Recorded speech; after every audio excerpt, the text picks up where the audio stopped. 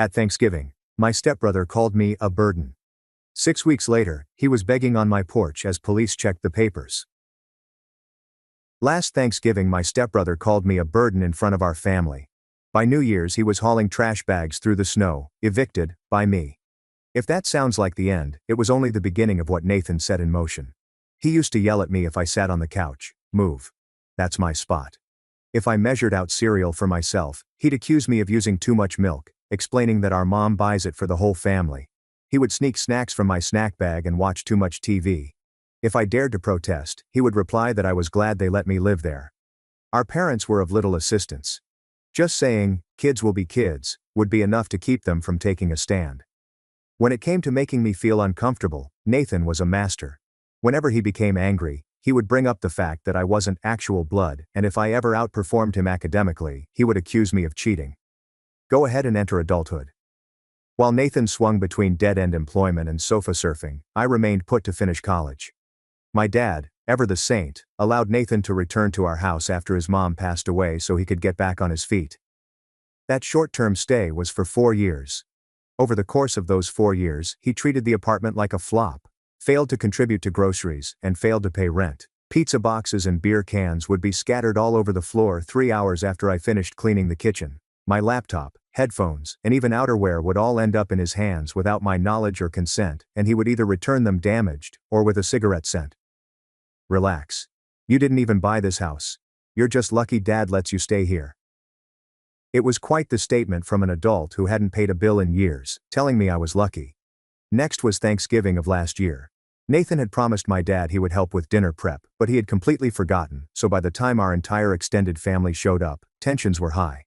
Nathan decided to make one of his signature digs in front of everyone when my aunt and I were in the kitchen bringing out trays of food. He added with a grin, "Must be nice being the family freeloader. You've been living off Dad since you were born." I froze. After a brief hush, he refused to apologize and instead reaffirmed his position. The word burden struck me like a ton of bricks. What? It's true. You've never had to make it on your own. You're basically a burden. That wasn't only cruel, my entire family would see my public shaming. My aunt gave me the "don't react" look, my dad clenched his jaw, and my wife's face fell. However, a part of me finally gave out. At that moment, I remained silent. I simply maintained an air of courteous hostess, ate my dinner, and grinned tightly. Still, I had plans in my head. Here's something Nathan was unaware of. I was to inherit the family home from my dad when he downsized. I had a perfect plan to accelerate time, and the house in question was not Nathan's, nor was it ever going to be. During the subsequent 3 weeks, I assisted my dad in listing the house. We were able to locate an ideal studio apartment for him. Also, I discovered a house that would be completely within my budget, with the money I have saved and what I will receive from my mom's estate. Having a basement apartment as part of a duplex was the icing on the cake. Until the day of the house sale's closing, I kept everything from Nathan. My dad told me he was selling the house and leaving. After then, Nathan's face turned white. He inquired, "What about me?" with the innocence of a child whose sense of playtime has suddenly been hit. "You'll need to look for another place," Dad whispered softly. "We gave you 4 years to save up." An explosive Nathan ensued. "You're just kicking me out. This is my home too." I intervened at that point. "Actually, it never was. But hey, I did buy a place. There's a basement apartment. If you want to rent it from me, we can talk." A sneer crossed his face. "Why would I pay you rent?" "Because everywhere else requires it," I responded. He became angry and walked off, claiming he could never live here. But when he saw his credit score, the truth hit him hard. He was unpopular with landlords. The question of whether the basement was still available was asked by someone 2 weeks later. I consented, but I drafted a legally binding lease that included the following terms: non-smoking indoors, no loud parties, and the first and last month's rent due in advance.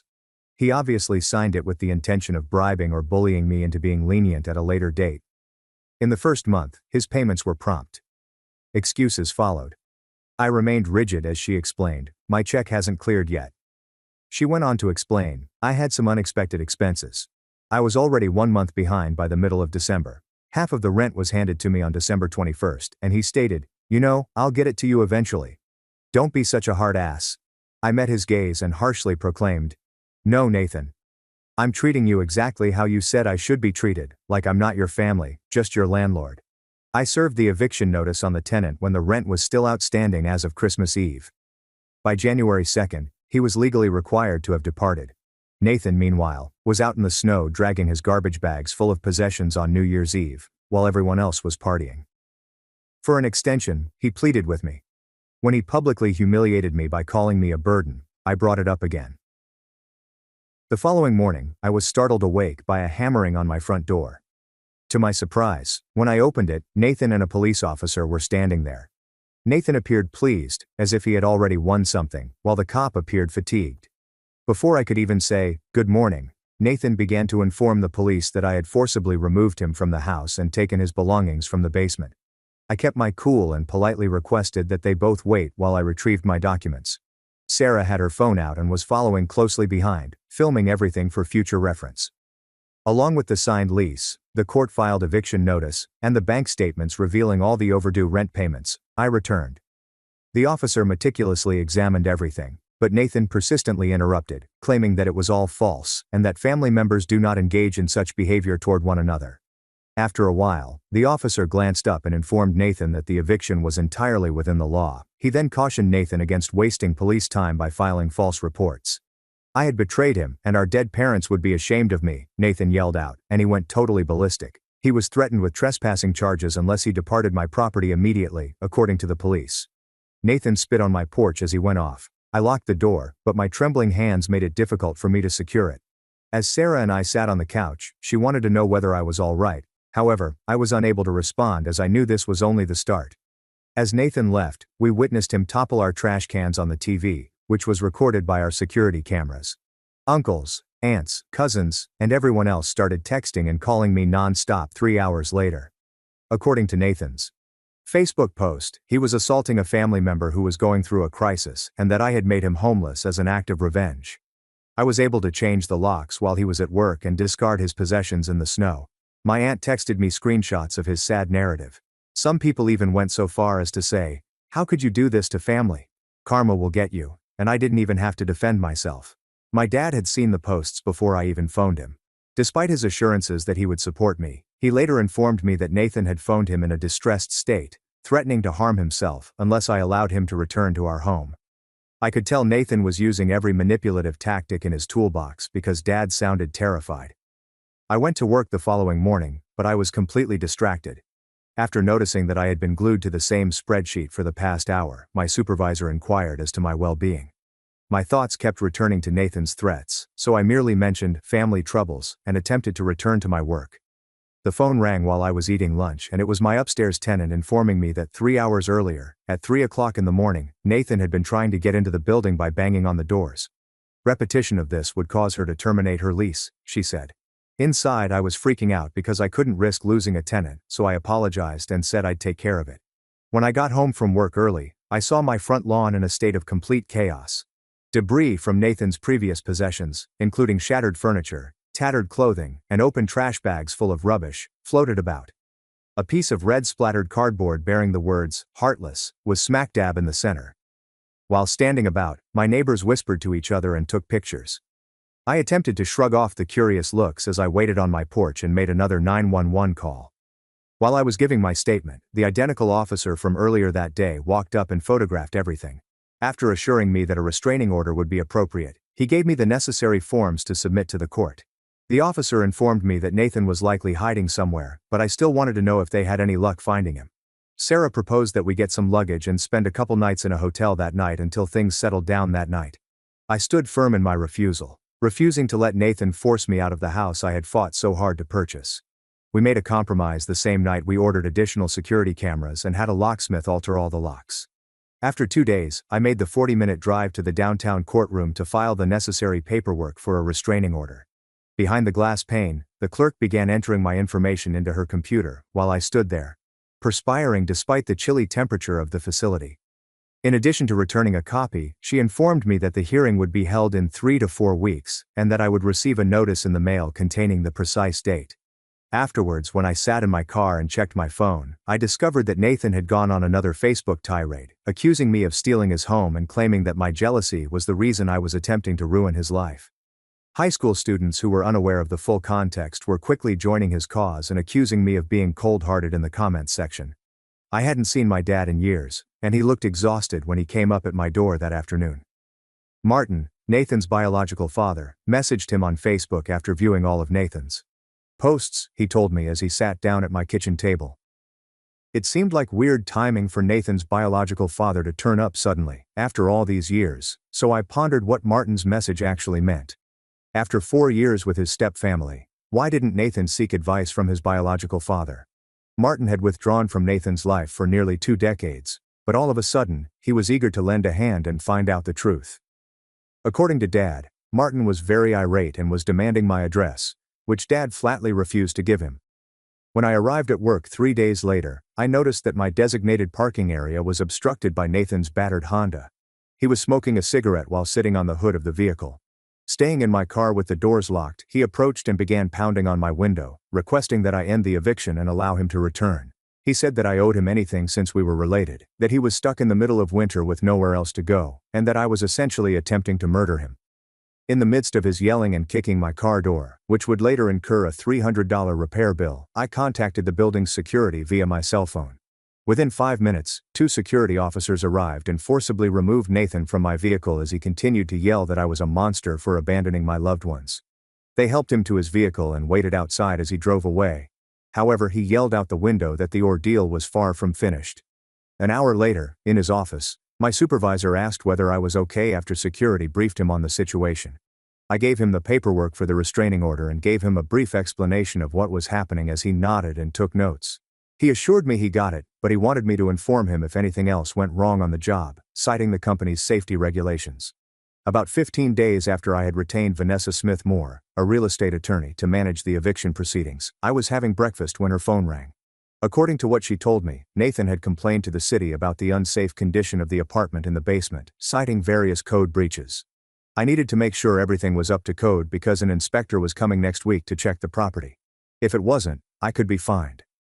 Using a fine-tooth comb, I spent the whole weekend correcting every little issue I could find in the basement flat.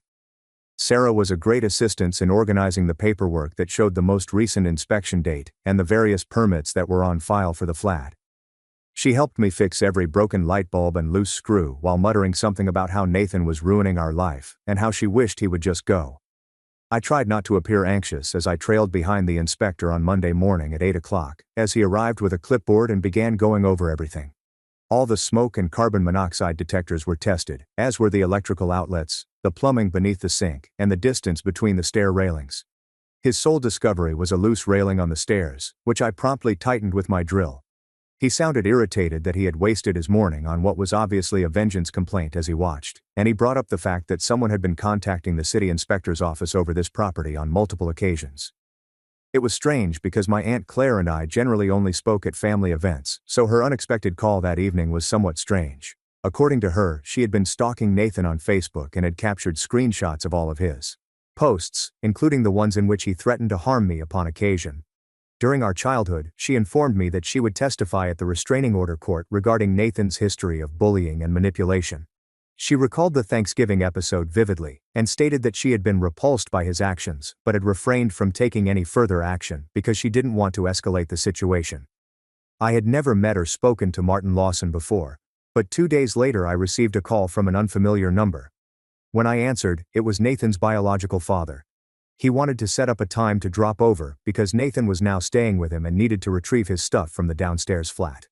We could arrange for the collection of any goods to be supervised by police through our lawyers, I informed him, and Nathan was informed that the property was off limits owing to the pending restraining order. After Martin became furious and accused me of being harsh, I simply reiterated that we needed to follow the correct procedures and ended the call. Martin insisted that Nathan, being his son, deserved better treatment. Things had escalated to the point that I needed to meet with Vanessa at her office the next day to figure out what to do. I had brought copies of Nathan's social media posts and police reports from the different occurrences, and she sat behind her desk analyzing all of them. She cautioned me that, based on her experience, family arguments like these frequently lead to property damage or the fabrication of false claims in order to gain leverage, and she advised me to document everything going ahead. It was when money and property were at stake that she witnessed brothers accusing each other of assault, stealing and worse. From now on, she instructed me to record any interaction with Nathan or anyone associated with him using the recorder software she provided for my phone. After 3 days, I was having lunch when my phone called and someone from Human Resources pleaded with me to visit their office immediately. Upon my arrival, I noticed an unusual expression on their faces. They informed me that someone had contacted them, alleging that I had used company cash to purchase my apartment. The email Nathan had provided included fabricated screenshots purporting to show money moving out of our business accounts and into my personal bank account. They displayed these to me in the email. Even though they didn't believe it, the HR manager insisted that they had to look into the allegations of fraud. In order to prove the source of my down payment, I devoted the following 3 hours to locating the relevant documents, including tax returns, mortgage papers, and bank statements. They promised to close the case after making copies of everything, but they threatened to use the legal system if Nathan continued phoning. My dad's voice was very angry as my phone buzzed as I walked back to my desk. Just now he learned that Nathan had phoned him, wailing about being homeless and in need of a deposit for a new place to live. My dad had wired him $2,000 because he felt horrible about everything. But later that night, a buddy of my dad's observed Nathan slinging money around the blackjack table at the casino and phoned my dad to see if everything was all right. My dad was heartbroken because he had believed Nathan was making an effort to improve his life. The restraining order hearing was 20 days subsequent to the eviction. I presented all of the documents that my attorney had instructed me to. Copies of emails, images of the damaged car, police reports, witness statements from nearby residents who had observed Nathan loitering on my property at odd hours, and recordings of his threatening voicemails. Along with Martin, Nathan brought this individual from his previous employment, who seemed to believe all of the sad stories that Nathan had told him. Even before we began, the judge appeared exhausted and the courtroom was hot and cramped.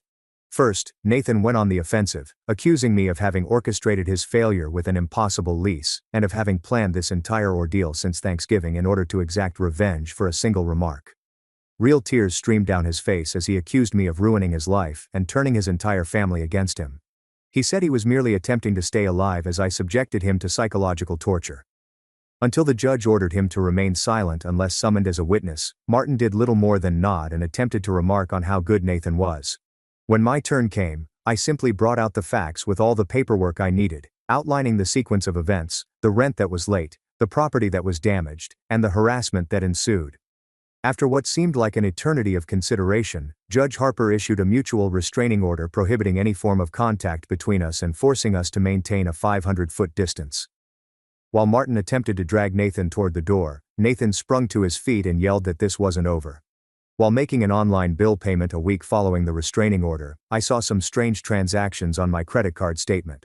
Online gaming expenditures, memberships to adult websites, and purchases from electronic stores I'd never been to made it into the tally. Now I realized that Nathan had been a resident of our home for 4 years, giving him ample opportunity to access my wallet and any correspondence including my credit card details. I wasted the next 4 hours contesting every single charge from the past month and submitting fraud reports after phoning the bank to freeze all my cards. My money might not be returned for weeks, according to the bank, who indicated they will investigate. That night, Sarah frighteningly approached me with her laptop, showing me the emails she had been receiving from anonymous accounts. In them, there were images of me shot all over town, including at the gas station, the grocery store, and in my work uniform. Among the notes were the following: "He's not who you think he is, and more revelations coming soon." The images ranged in proximity, with some clearly shot from a distance, and others so near that whomever took them had to have been trailing me for days. We reported it to the authorities, but they stated they couldn't do much except record it in the restraining order file in the absence of evidence linking Nathan to the incident. The following day, I changed all the locks, set up surveillance cameras around the home, and began taking a different route to work. Sarah advised that we consider relocating to a place that Nathan wouldn't be aware of because he constantly checking the windows in the middle of the night. Despite my desire to maintain my position, I could sense her growing fear. To be honest, I was also beginning to feel paranoid. I used to sit in my car after work and stare into the mirrors, making sure no one was following me. I would also check the rearview mirror for anyone else who could have been following me, all the while wondering if Nathan had sent them or was watching from a nearby location. I was getting so exhausted from constantly checking behind me that I couldn't sleep. As a result of someone accusing her of being involved in a family fraud plan with me, Claire had to defend herself before a professional review board. She called me nearly in tears to tell me this. It would be like showing up to graduation without having turned in any of your report cards if Martin decided to call and play intermediary after being away for 20 years. Dude, you need to work on your timing. Even if the accusation of fraud was entirely false, Claire's job as a nurse could be jeopardized.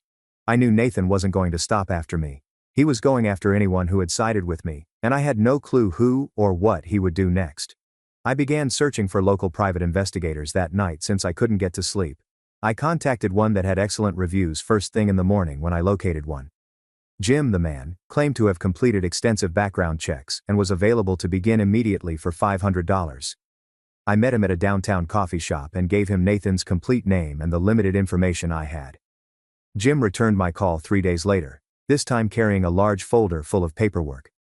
In the last 6 years, Nathan has been forcibly removed from 3 separate apartments. Because of his history of harassment and threats, 2 of his ex-roommates sought restraining orders against him. He had allegedly stolen credit cards from an ex-girlfriend's residence, according to one account. Additionally, Jim discovered in Nathan's court records that he was subject to numerous judgments and owed thousands of dollars in outstanding loans. Sarah contacted me from her house, sounding distressed, while I was trying to make sense of everything. An envelope was discovered concealed between several photographs as she combed through old photo albums in search of images for a family project. Included in it was a letter that Nathan's mom had written to my dad in the weeks leading up to her passing. The letter alerted Dad to Nathan's problematic tendencies and brought up the fact that he had sought treatment for anger management but had declined to continue. In her letter, she pleaded with Dad to exercise caution because she was afraid he would do something bad after she left. Sarah quickly snapped pictures of the letter and sent them to me via text. When Jim called again 2 days later, the news was even worse. He found 3 credit card applications using Martin's address that were in my name, as he had been keeping tabs on Nathan's actions. One application had previously been authorized for a $10,000 maximum, and the others were still pending. For the remainder of that day, I was compelled to contact credit reporting agencies and submit fraud reports. There was an increase in correspondence by phone because I had to block my credit. As I awoke the following morning, my father appeared at my door, as if he had suddenly aged 10 years. Seated at my kitchen table, he sobbed as he informed me that Nathan had been relentlessly contacting him. Just the other day, Nathan would have threatened suicide if his dad hadn't intervened. One moment he would be yelling about how his dad had ruined his life. As he handed me his phone, which had a mountain of missed calls and terrible texts, my dad's hands quivered. Changing his number was on his mind, but he felt bad about ignoring Nathan entirely, he added.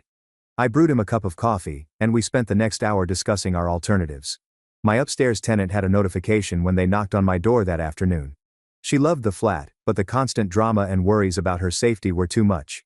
Neighbors had informed her about the restraining order scenario, and she had seen police officers here on several occasions. Moving in with her sister was her reason for giving her 30-day notice. She had already decided to leave, despite my best efforts to persuade her to remain. It would be difficult to continue making mortgage payments if I were to lose that rental income. I had a restraining order against Nathan, yet he still managed to ruin my financially. 2 nights later, Jim gave me another ring, this time with some major news. After I brought up the strange occurrences on my property, he proceeded to install surveillance cameras in the area. On 3 separate occasions that week, the video captured Nathan entering my property at 2 a.m. The 500-foot restraining order barrier was plainly within his reach. The best footage clearly showed him stealing mail from my mailbox. According to Jim, I should just go to the police with the flash drive that had all of the information. The following morning, I went to the station by car and requested to speak with the officer who had dealt with my restraining order matter. After viewing the film, she wasted no time in bringing fresh allegations of mail theft and violation of protective order. Within 24 hours, she claimed, they might use this evidence to obtain an arrest warrant. Since the credit card applications showed that Nathan had been staying at Martin's, I provided it to her.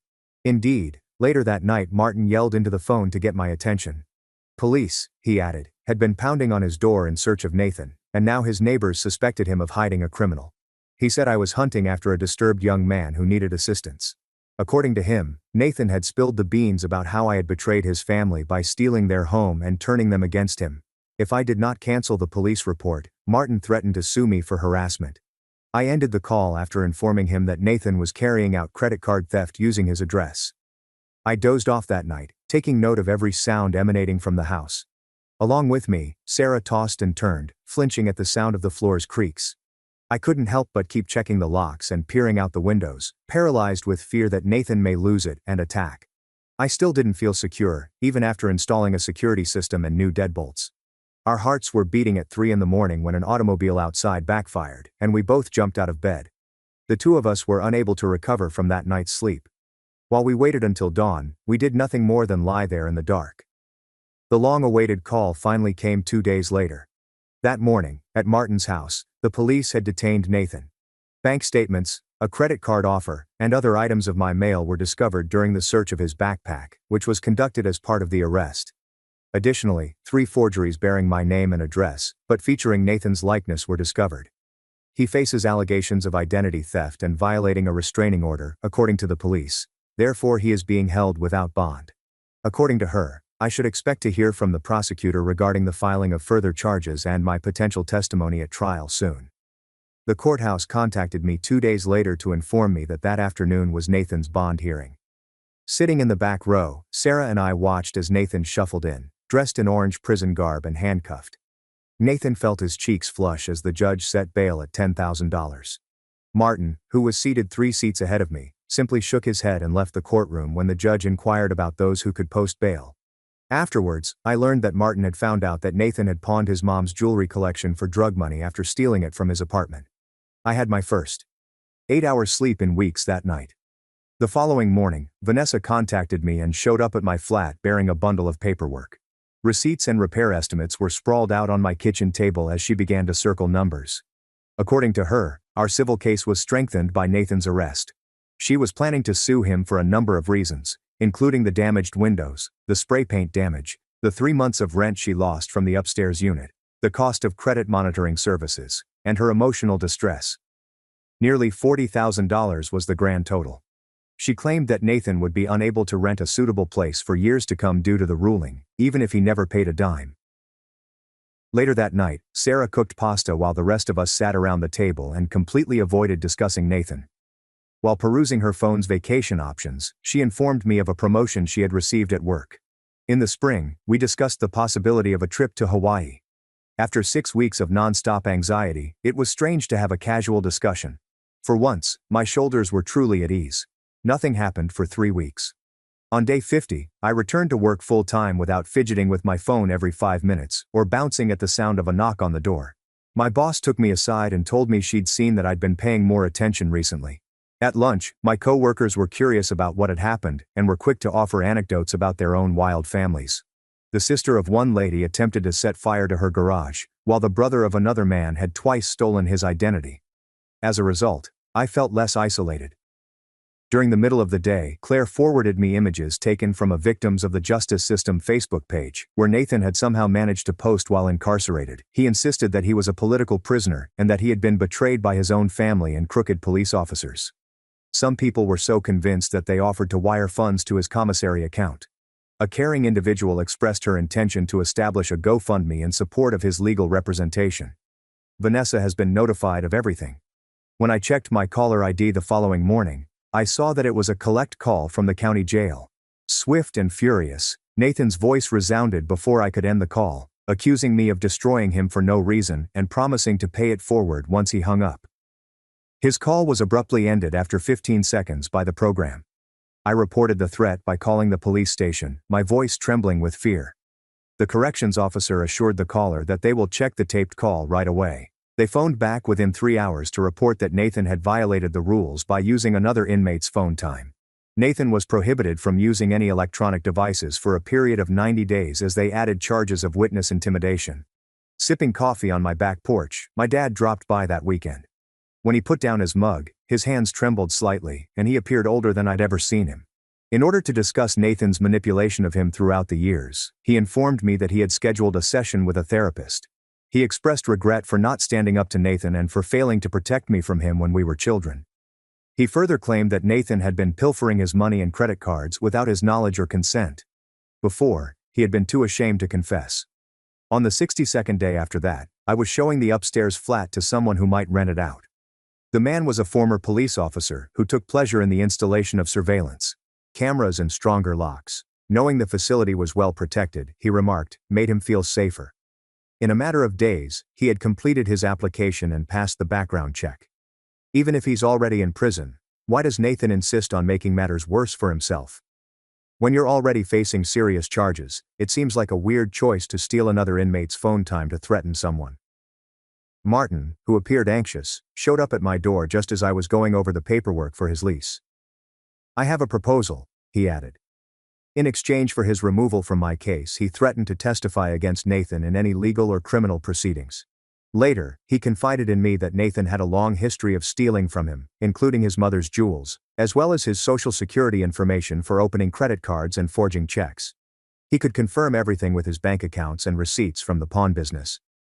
Immediately after receiving Martin's stack of papers, I summoned Vanessa to my living room, where we spent some time reviewing them. Pawnshop records from the days immediately following his mother's death revealed pieces of jewelry that matched hers.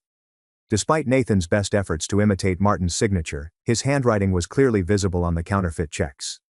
As he presented us with the credit card statements for accounts that he never created, all of which were maxed out with cash advances, Martin's hands trembled.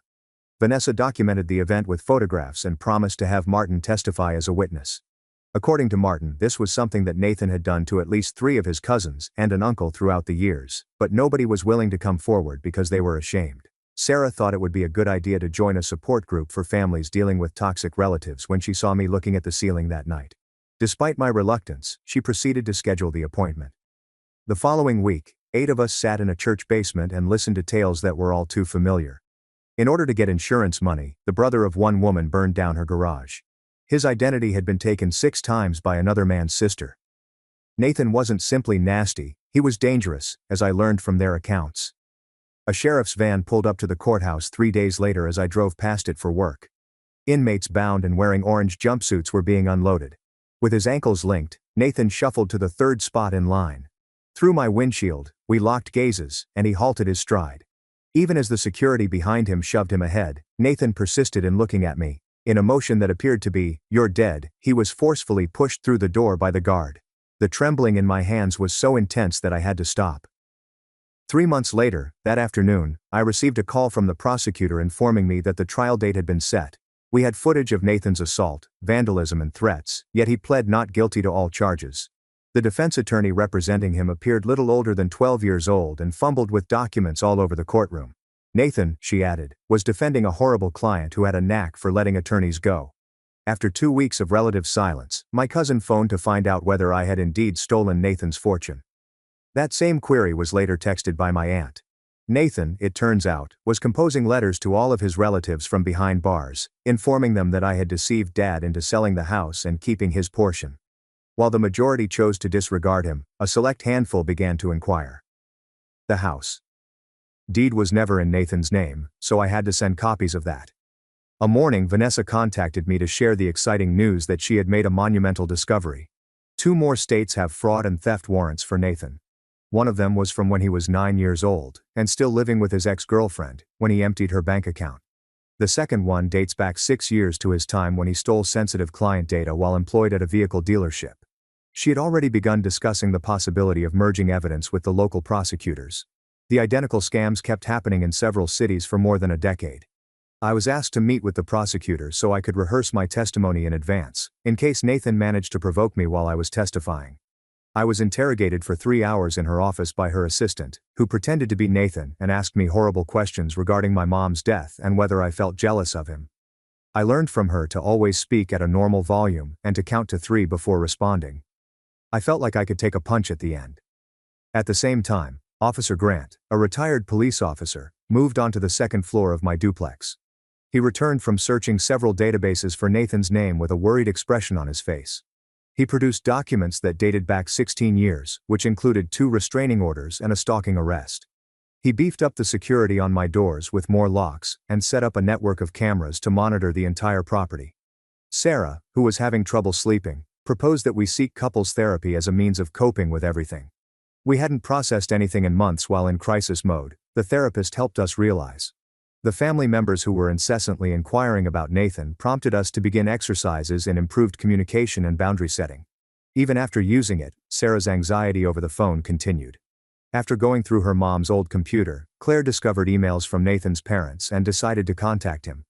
A number of family members were warned about Nathan's behavior through emails written over a period of several years. She detailed her fears that he would harm someone, how he would steal from her purse, and how he would threaten her if she refused to give him money. She expressed fear of being alone with him in an email sent 7 months before to her death. Without delay, Claire sent all relevant documents to Vanessa and the prosecutor. According to the emails, this behavior had been going on for a while and had only become worse. Concerning a possible plea bargain, Nathan's public defender contacted me 3 days following Claire's emails to the prosecutor. In exchange for my dropping the civil complaint, he claimed Nathan would admit guilt on the reduced charges. No way. Nathan needed to face everything he'd done. Despite the lawyer's attempts to persuade me that it would save everyone time and money, I declined. Regardless of the outcome, Vanessa wholeheartedly supported me and stated that our case was solid. In his deposition, which took place around 1 week later, Martin made some stunning statements. He informed the attorneys that Nathan had stolen money from his dying grandmother's pocketbook. He detailed Nathan's 3 work terminations due to theft from cash registers. When Nathan threatened a colleague who had caught him taking tools, Martin even had copies of the police reports from that incident. When the attorney questioned Martin about Nathan's lack of contrition, Martin simply responded with laughter, saying that Nathan was quick to place blame on others.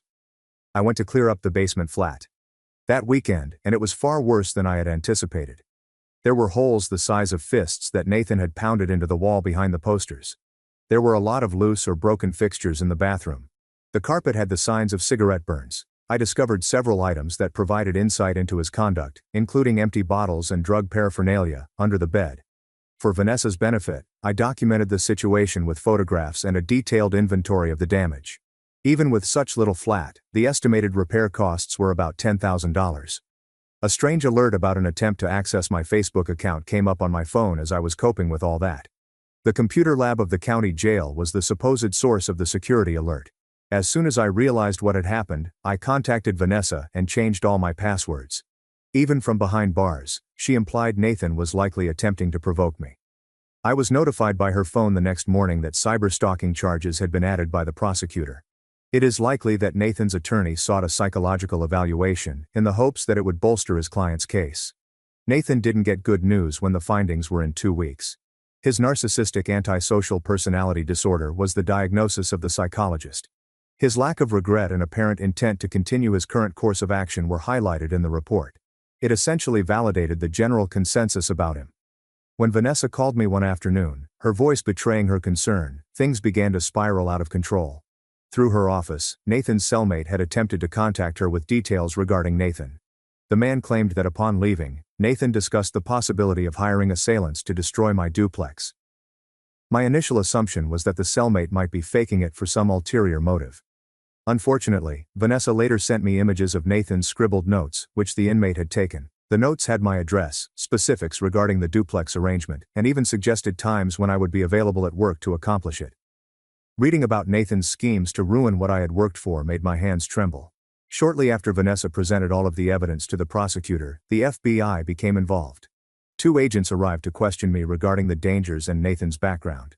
They made it sound like a federal offense, taking the matter very seriously. Nathan faced increasingly serious charges, which in turn increased the length of time he may spend behind bars. I got a call from my dad that night asking if I could spend the weekend with him for dinner. He was sobbing uncontrollably at the table when I arrived. He insisted it was his fault that I had allowed Nathan into my life, and he apologized over and over again. I informed him that Nathan was not to blame because he made his own decisions. When I was a kid, my dad said he should have looked out for me more. While holding his hand, my wife praised him for being a dedicated father. As a family, we sat down and enjoyed the remainder of our meal together, just as we should have. A few days down the road, Vanessa formally filed the lawsuit seeking damages of $75,000. She detailed the monetary losses, emotional suffering, legal bills, and damaged property as well as the rental revenue that was lost.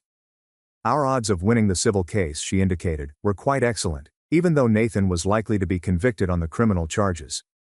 Even if Nathan is unable to pay at this time, I may still be able to collect from him in the future because the lawsuit would be attached to any profits he may have. Even though Vanessa was sure we would win, she cautioned me that collecting the funds would be the most challenging aspect. It was clear that Nathan had no assets, yet the verdict would still pursue him for a long time. At the same time, additional evidence continued to mount in the criminal case. The trial did not begin until 3 months later. As I sat down behind the prosecutor's table in that courtroom, I wore my one suit and gingerly shook my hands. I was surprised by how cramped the area was.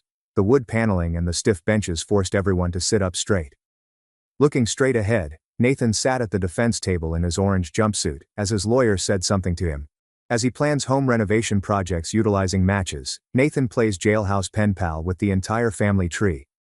From behind bars, the man has more plots going than a jail chess club. Standing up and making my way to the witness stand, I fought the urge to look into Nathan's intense, penetrating eyes as they summoned me to testify first. From the eviction onward, the prosecutor wanted me to tell the jury everything that had transpired. I went into detail about everything Nathan did for about an hour. There were rotting animals on my porch, shattered windows, menacing notes, and he would simply stand by my side as I worked. Even when I had to narrate the night he attempted to break into our house while Sarah was home alone, or the night I found my car on fire, I kept my voice calm. I could feel the muscles in Nathan's jaw clenching as his face turned redder and redder as I continued talking. Even though I had photographs and police documentation for everything, my defense attorney attempted to make it appear as though I was embellishing or fabricating. Sarah began to cry within the first 5 minutes of her testimony the following day. She described her inability to sleep, her jumping at the sound of any outside noise, and her forced resignation from her employment due to her fear of being alone during the day to the jury. During Sarah's account of checking the locks 11 times before bed, or phoning me in tears from the closet because she feared she heard someone trying the doorknob, the female jurors kept staring at each other and shook their heads in agreement. After that, Claire stepped up and wasted no time getting her point out. During that Thanksgiving dinner, she informed them that Nathan had termed me a burden. However, Mom proceeded to reminisce about our childhood, bringing back memories that I had nearly forgotten. Whenever she had the chance, she brought up the fact that Nathan would tell me I wasn't genuine family, smash my things and then blame me, and even put bugs in my bed. Even the time Dad told our parents I was going to run away after locking me in the basement for 7 hours when I was 8 years old, was brought up by her. When Mother told the jury about how Nathan would take my lunch money and then make fun of me when I was hungry at school, they seemed surprised. The most impactful part, though, was my dad's testimony. His voice quivered when he was compelled to affirm his honesty, and Martin appeared to have aged 10 years when he made that stand. He detailed Nathan's years of financial theft, deceit, and manipulation for the jury to hear. Then he revealed Nathan's dark secret. He intended to ruin my life in retaliation for being evicted. Listeners in the gallery let out a gasp as Martin read aloud from Nathan's text messages, in which the latter threatened to make me pay, and expressed sorrow about my involvement with him. The majority of Nathan's attorney's objections were sustained by the judge. The turning point arrived at that particular second. Nathan insisted on testifying. Even though his attorney warned him against it. His impending explosion was obvious the moment he stepped onto that platform. Just 2 inquiries from the prosecutor caused Nathan to utterly lose it. Nathan yelled out, "He's a parasite," as he pointed at me. "He stole everything from me, my house, my family, everything." Nathan persisted despite the judge's repeated banging of his gavel. I should have finished what I started. "Next time I won't miss." Anarchy ensued in the courtroom. The judge was demanding discipline. As Nathan's attorney buried his face in his hands, the bailiffs advanced toward him. Nathan was removed from the courtroom and promptly found guilty of contempt by the judge, all the while he continued to yell threats at me. With their jaws hanging open, the jury observed the entire ordeal. The judge instructed them to take Nathan's actions as proof of his character. His attorney raised an objection, but the judge rejected it. I sat in the courtroom cafeteria with Sarah and James during recess. We didn't exchange many words. As we sat there, our coffee grew cold, and we were all absolutely spent. While Sarah supported my hand beneath the table, James fiddled with his phone as if he were reading something, but he wasn't. Nathan had just blown his own case, but it didn't feel like a triumph, even if we all knew it. The prosecution's strongest case was presented when the trial recommenced on the 3rd day. In court, Nathan's ex-cellmate rehashed everything that Nathan had told him during their time in prison. He went into great detail about how Nathan had mapped out our property, determined which windows would be easiest to break, and intended to burn down our house while we were inside. When our cellmate revealed that Nathan had chuckled at the thought of us attempting to flee through smoke-filled chambers, the expressions on the faces of the jury members were pure horror. Prosecutors presented the jury with Nathan's hand-drawn sketches, which included his comments on how to maximize harm by adding gasoline. Pitiful was the defense's final argument. Nathan's attorney made an effort to frame my vengeful eviction as exploiting a helpless individual and driving Nathan to desperation. Given how I had handled Nathan, he claimed, it was logical that he would act in this way. However, the jury had already heard everything, so it was totally ineffective. Their disapproval was palpable as the lawyer attempted to cast Nathan in a victim-blaming light. Brave was the prosecution's closing statement. They traced Nathan's whole life and revealed a pattern that had been building for decades. The fact that Nathan had been abusive toward me from the time we were kids, that he had pilfered from his own dad, and that he had harassed and threatened us for months was brought up by them. They demonstrated that Nathan always chose to escalate, rather than being reactive to my actions. By the time they were through, they had portrayed Nathan as a violent, vengeful individual who would continue to pursue me until he was incarcerated. Immediately following lunch, the jury was selected, and I remained seated in the courtroom hallway for a continuous 7 hours. I was unable to eat because my stomach was in such a knot, and I would jump at the sound of any door opening or somebody passing by. My lawyer insisted that they were moving at a leisurely pace, which was beneficial to us, as Sarah continued to bring me water, but I was unable to drink it. Instead, I merely held the plastic bottle and counted the minutes till 5 o'clock. At about 6:30 in the afternoon, the bailiff announced that a verdict had been reached. As we re-entered the courtroom, Nathan sat at his table, appearing unfazed and bored, as if this were really another ordinary day for him. In a total of 13 counts, the jury foreman rose to his feet and began reading. As Nathan's lawyer's shoulders drooped deeper and lower, I witnessed his countenance go from assured to perplexed to furious. Nathan lost it when the judge announced that he would not be granting bail until sentencing. His chair toppled over as he leaped to his feet and yelled at me, "You've ruined my life. You'll pay for this." 2 bailiffs seized his arms and hauled him out of the courtroom as he continued to yell threats, and the judge pounded his gavel. Before it all hit me at once, I got it to the parking lot, and I simply collapsed against Sarah's car. As she cradled me and massaged my back, I let out a torrent of trembling sobs, the culmination of months of anxiety and worry. My tears were not of sadness, but of immense relief, as if my entire being were releasing a burden that had weighed me down for an eternity. The local news covered the matter again 2 weeks later, this time highlighting the dangerous spiral that may occur when family harassment and fraud are left unchecked. Seeing it covered publicly validated my feelings, that I wasn't crazy or malicious for protecting myself, even if I declined their interview requests.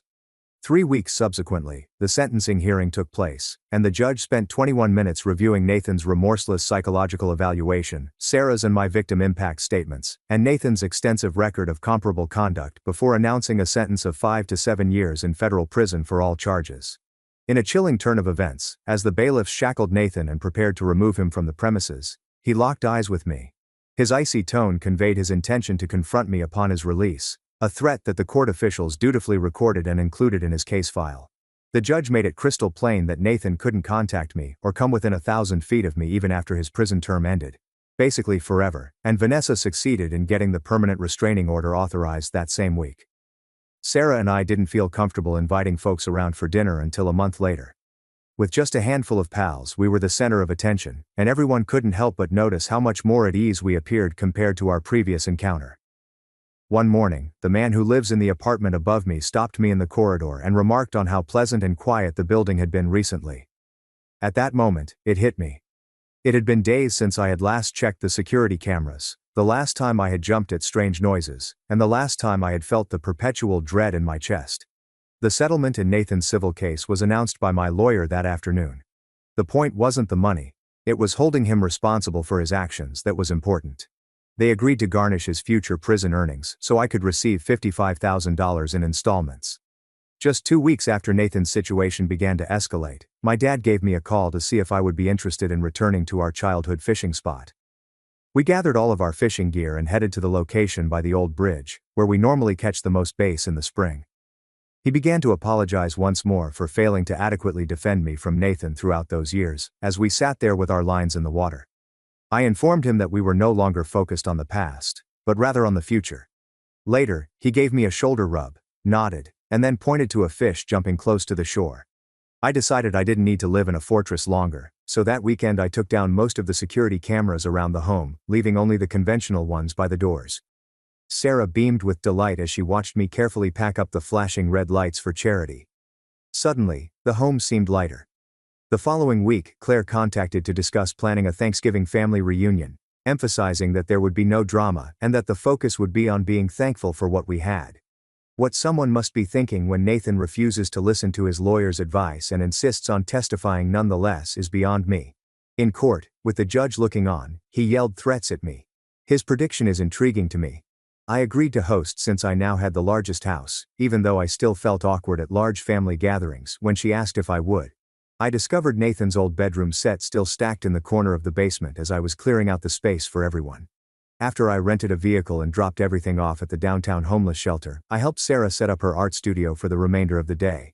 Martin wrote me a letter 3 months following Nathan's sentencing, but he failed to include a return address. Writing to express his remorse for his initial behavior, he thanked me for exposing Nathan's true colors, and said that he too had been deceived and felt foolish about it. We may not have been friends after all, but at least we could put the past in the past. Someone who matched Nathan's description had been asking the bar patrons down the street about me, according to the retired police officer who lived upstairs. I received a knock on my door one afternoon about this. He reassured me that there were people watching out for me, but it turned out to be one of Nathan's former drinking companions, and not Nathan himself. My pulse skipped a beat before he continued. The therapist informed Sarah and me that we hadn't needed to continue coming to couples therapy any longer because we'd gotten stronger through everything. Sarah and I attended our last session the week after that. Together, we knew we had survived the worst and emerged stronger as we left that office, our hands intertwined. After that, things gradually returned to normal. I still went to work, got home and worked on household projects on weekends, but I no longer jumped at every sound or checked over my shoulder. Once I stopped letting what Nathan had done to me define who I was able to stop dwelling on him constantly and get back to being myself. Every single member of the family came up at our house on Thanksgiving. My toast came after supper, and I got up to make it. I discussed the importance of maintaining strength in the face of adversity, the value of establishing limits, even with loved ones, and the bravery required to confront bullies head-on, emphasizing that the effort is always worthwhile. While everyone else lifted their glasses, Claire dabbed at her eyes. With that veil lifted, we experienced a sense of being a true family for the first time in a long time. I sat down in the same position where Nathan had labeled me a burden 2 years earlier after everyone had left and Sarah had loaded the dishwasher. As Sarah sat down next to me, we took stock of our tranquil home, our solid marriage, and the whole thing we had built from the bottom up. I took out my phone, scrolled to the contact of Nathan, the one I had saved all along for contingency purposes, and then pressed delete. Nobody ever put the onus on me. The burden of bearing his abuse for a long time has now been lifted. It is time to end this exciting journey. Thanks for letting me sprinkle in some of my witty comments and awful puns.